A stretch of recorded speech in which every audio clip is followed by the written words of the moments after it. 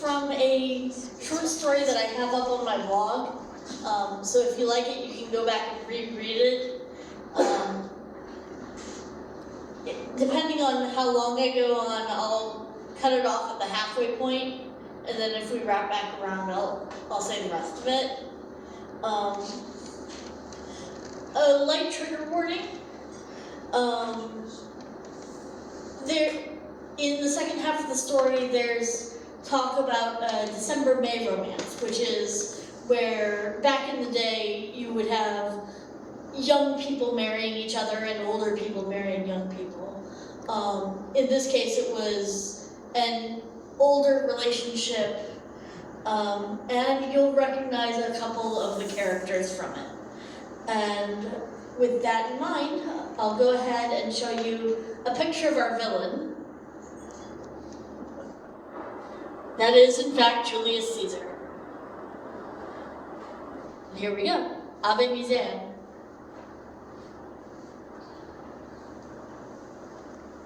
Let's see.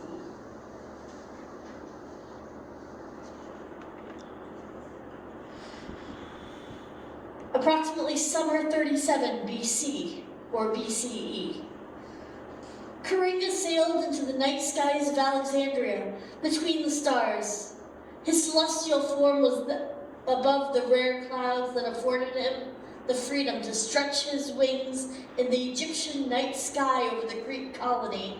He could hear the soft rustle of the water from the Nile below, and dipped into the foggy cumulus cloud to skim just along its bottom edge, looking at the city from above. The port was lit with torches as sailors shouted good evenings to one another. Ptolemy III, the first ruler to act on the plans for the Great Library, commissioned by Alexander the Great, was a challenging leader. His Ptolemaic scholars spent centuries scouring the globe for the next editions for the main archive at the Museon and the other archival home for the literature at the Serapeum. Time had passed uneventfully for Kiringa for almost 300 years.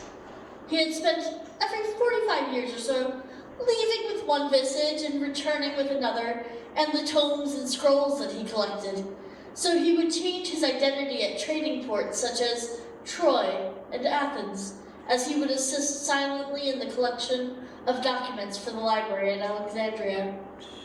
The natural port at Alexandria made the city a bustling mainland sprawl, with its access to the latest goods from other cities.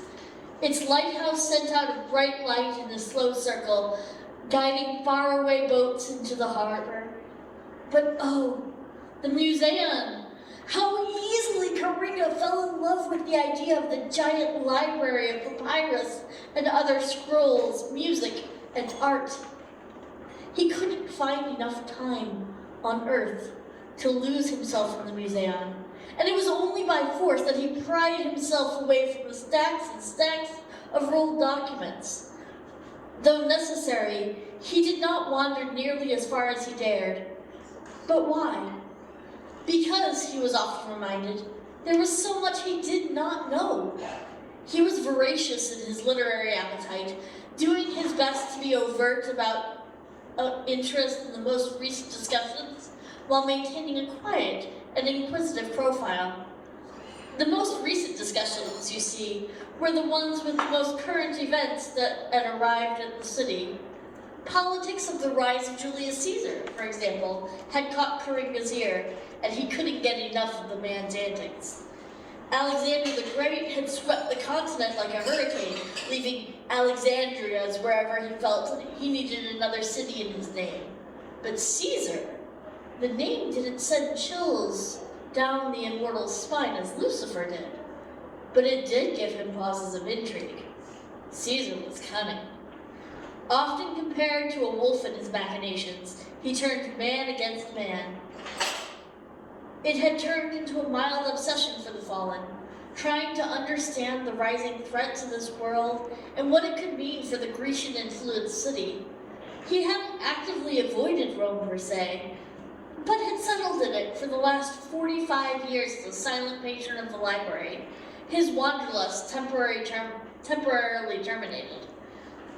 Despite that, he had been meaning to go visit other countries in Egypt again, and possibly set eyes on the unknowable Cleopatra, or the child king, Ptolemy the Seventh, or Ptolemy the 12th. I could go tonight, he reasoned with himself, high in the atmosphere. I could go right now. Nobody is waiting for me. I've made no promises to anyone recently. I could just, he paused, cross the Nile. He took a slow turn over the city, watching the lights wink out in the upper candlelit rooms in the merchant district. His heart glowed with soft pride for the city, but he did enjoy his time in the Valley of Kings oh so long ago when he was first exiled from God's presence.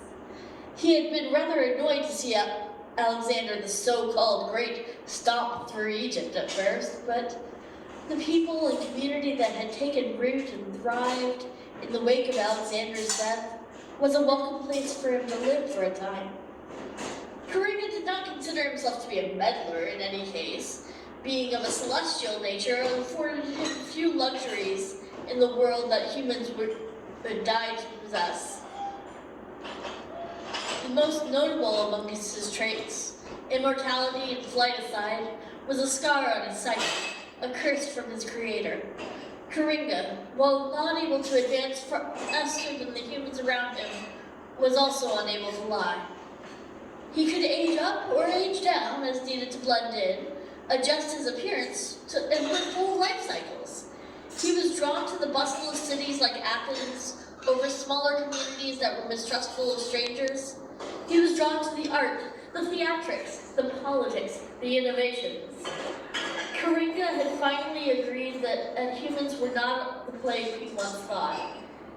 And once he had sided with humanity, something clicked inside him. He began to see the beauty of the world that he was cast down into, so that he was no longer in hell without his creator's presence. He had found home. He sailed down from the sky to a dark patch in the city, near where he had been lodging with some of the students from the Museon. Kiringa's celestial trappings eased back into his form. 3 sets of wings folded into his back and disappeared. He took a second to adjust the shape of his nose. He had gotten into a fist fight the other day and had been careful to make it look like his broken nose was healing. One of the astronomy scrolls referred to the world being round. To Kiringa, this wasn't a shock, but nobody else would hear of it. 2 of the scholars began shouting the pros and cons at each other in each side of the heated argument. Kiringa placed himself between the 2. I'm sure that we can repeat some of the experiments by the author. And then the fist landed. His vision doubled for a second, and he sat down. Ow. The scholars looked at each other, looked away, and huffed off. And that was that. The earth was, temporarily, flat once more. He walked silently into the dormitory, his cat-like eyes helping him find his way to his bunk in the darkness. The angel climbed the rickety ladder to the hammock, hoisted in the corner of the room. The open window across the room held a view of the merchant district, and although he didn't require sleep, he decided to put in an effort to doze lightly. With the morning light gently tickling the edges of the open-air window, Kiringa felt a change in the air around him. His eyes flew open. He had dreamt of Caesar. He had seen the shape of his jaw, the annoyed smile of a general who had seen too much, and it grated on him to the point where he wished he had never slept in the first place. And what had the Romans said? Count your blessings, for you will pay homage to me on what you hold dear. But the fallen had few worldly possessions, and he would often shed them in a new town or by growing into another life cycle. He looked skyward and whispered, "As you showed me, did you also show him?" The Creator did not answer. And Kiringa hauled himself out of the hammock. He walked quickly to the Museon, mind racing with the possibilities of what where he should visit, and what new literature he might come across today. Even so, he could not put the glare of the mere human out of his mind. Caesar was trouble. He could feel it, but he didn't know how to express it, or even if he could. The colony felt so protected, like an oasis of positive energy and philosophy. But philosophy could do exactly nothing against a skilled warrior, now could it? He started by grabbing a scholar he had been chatting with for a few days on and off. Polonius, I have a few questions for you. Do you have time for a little walk? Polonius waved him off. Not right now. I'm getting to the good part. Kiringa narrowed his eyes and tried not to take it personally. Book down, eyes up, it's important. Polonius sighed. What? I had a dream last night. His friend glanced back at the pamphlet. Dreams don't mean anything. The fallen was crushed. Sometimes they do, though, and sometimes they will even hold fundamental truths. Polonius shrugged in non-committal agreement to get Kiringa to leave him alone.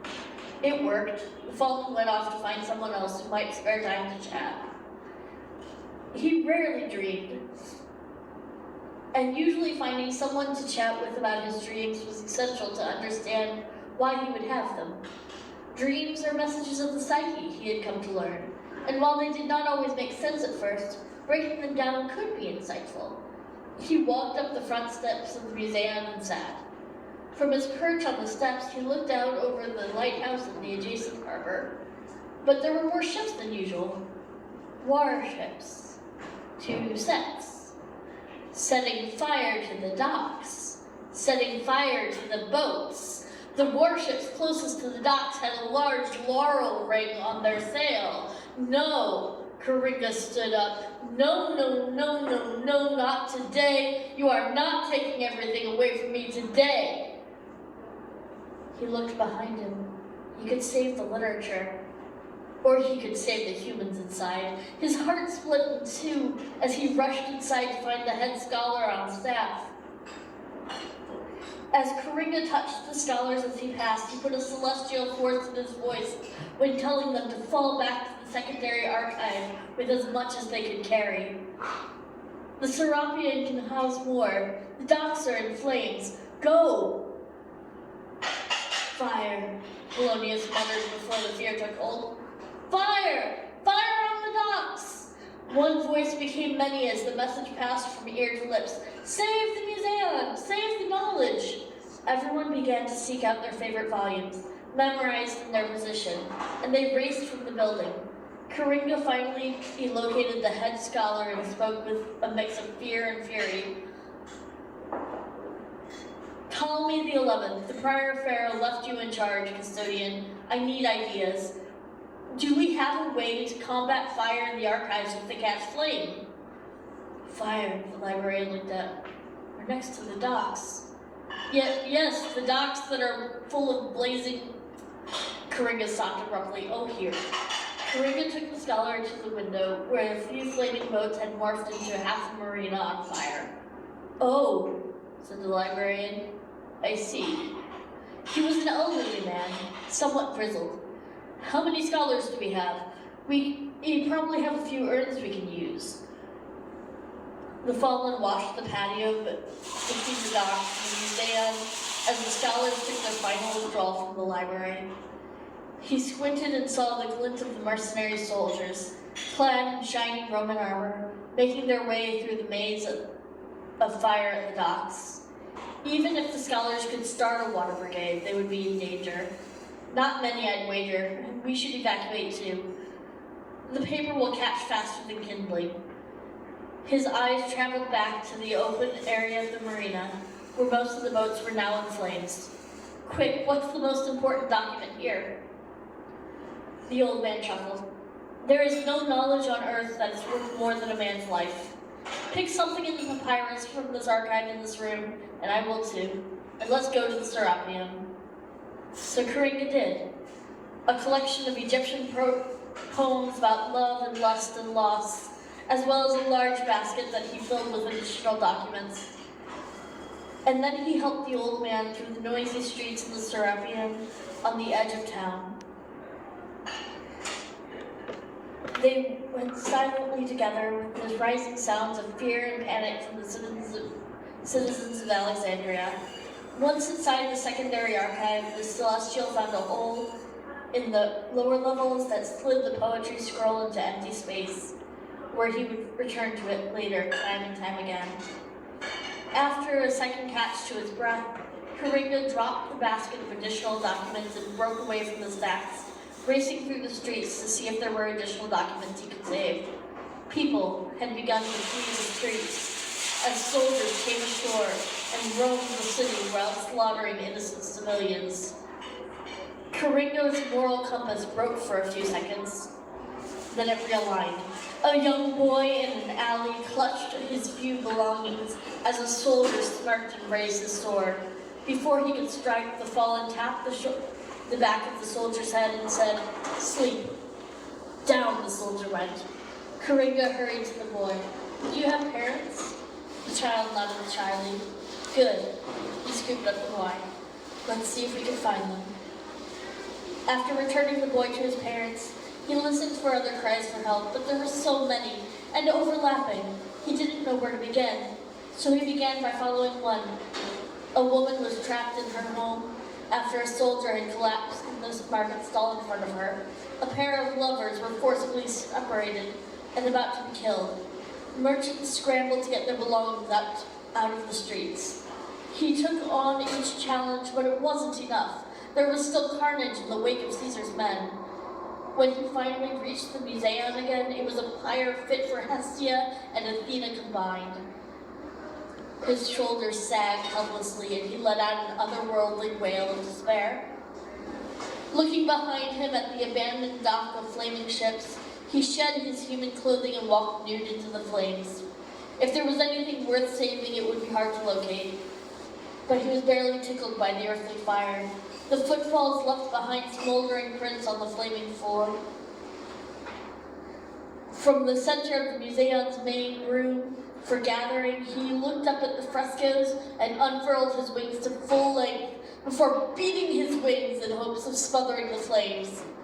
A sonic wave of air burst through the Museon on the lower level. The sudden rush of oxygen invigorated the flames. He tried again. This time the flames smothered in various places.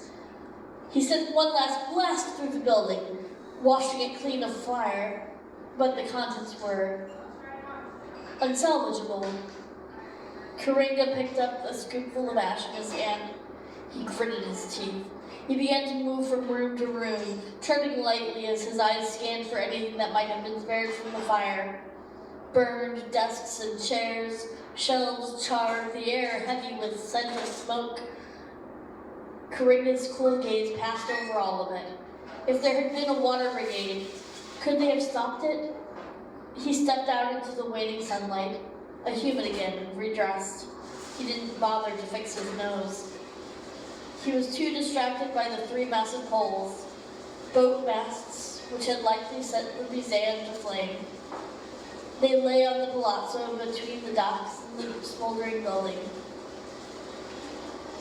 Kiringa long ago had been sent to walk the earth.